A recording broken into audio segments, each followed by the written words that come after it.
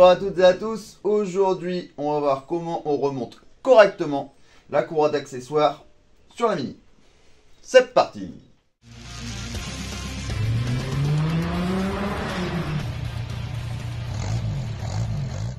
Alors je profite du changement, enfin pas changement moteur mais de la réflexion un peu du bloc culasse et compagnie pour changer cette courroie d'accessoires. On va mettre une neuve.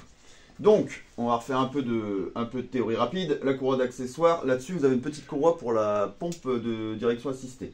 Cette courroie-là, la plus grosse, elle reprend l'alternateur, elle reprend la pompe à eau, le compresseur de clim, elle passe par un galet, et en dessous, la poulie de vilebrequin. Je vais vous montrer le positionnement correct de tout ça. Vous avez un galet à tendre. Mais là-dessus, c'est un peu spécial. Alors, je ne sais pas si sur d'autres moteurs, c'est pareil, mais la première fois, je l'avais déjà changé, je l'avais tendu à l'arrache. Oui, ça marchait, mais ça a toujours couiné en fait. Donc je pense que j'étais pas à la bonne tension et en plus j'avais remonté une ancienne courroie la première fois et la fois d'après j'avais mis une nouvelle courroie avec un galet neuf et ça n'avait toujours rien changé. Donc là, il y a une procédure bien spécifique là-dessus que je vais vous montrer tout de suite. Donc là, je vous fais un petit plan rapide de plus près. L'alternateur qui est ici, le galet tendeur qu'on voit juste là.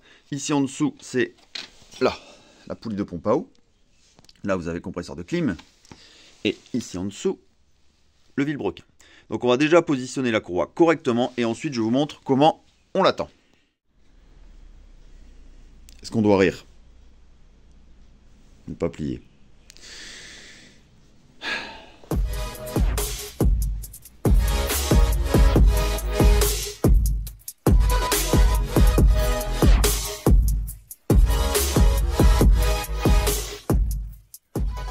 Alors voilà le cheminement. Vous voyez ici, on repasse par le galet qui est là-bas. J'essaie de filmer par en dessous. Hop. Vous voyez le galet là, on fait le tour de la poulie de vilebrequin, on repasse par le compresseur de clim, on repasse par la pompe à eau et on revient en haut.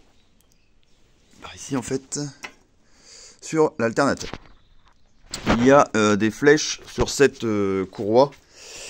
Du coup, j'ai mis la flèche dans le sens de rotation. Je ne sais pas si c'est vraiment nécessaire ou pas. Dans le principe, ça me paraît logique et de toute façon, au pire, s'il n'y a pas de sens, on s'en tape. Donc là, je l'ai mis dans le sens, les flèches vers le sens de rotation. Maintenant, on va directement parler de la procédure. Alors, le réglage de tension se fait en deux temps. Bon, on va partir du principe que vous n'avez pas tout démonté comme moi. Donc, vous avez le support ici qui est fixé. Et là, vous avez ce boulon-là, il faut le desserrer. Ça permet de pouvoir bouger l'alternateur, mais il faudra aussi desserrer le boulon qui est là en bas, en dessous, la fixation basse de l'alternateur pour le permettre de bouger. Et il faudra que vous ayez desserré aussi l'écrou qui est ici, qui est l'écrou du tendeur. Donc là, l'idée, c'est de le pousser à fond contre la gorge, vers le moteur. Et ensuite, on va descendre le galet. Alors, il n'y a pas beaucoup de place sur la Mini. Vous le descendez le plus possible pour venir tendre la courroie. Et tout le temps, en tenant ça, plus ça, vous venez serrer l'écrou qui est au bout du galet. Ça, c'est la première étape.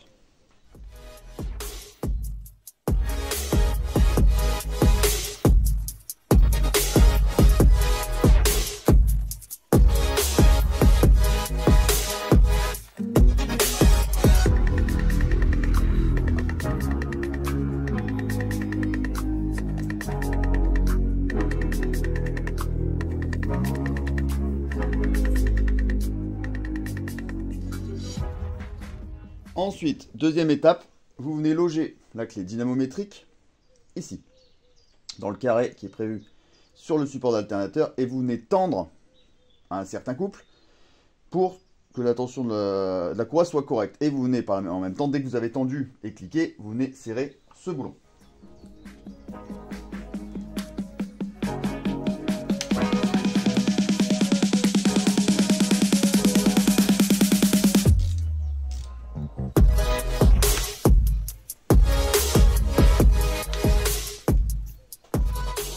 Donc voilà les amis, c'est pas plus compliqué que ça se fait en deux temps. Vous avez en premier lieu le serrage du galet, en deuxième lieu le serrage de l'alternateur ici avec la clé dynamométrique. Alors pour les couples, si vous avez remonté une courroie usagée, ici vous venez régler la clé dynamométrique à 70 Newton. Si vous êtes sur une courroie neuve, c'est 100 Newton.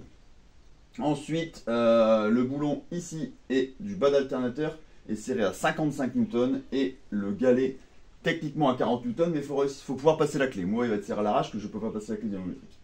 Voilà, il ne me reste plus qu'à rebrancher tout ça électriquement, remettre la prise, remettre le plus, et on pourra bientôt remettre la face avant. Je vous dis à très bientôt pour la suite. Bonne bricole et surtout, prenez soin de vous. Ciao!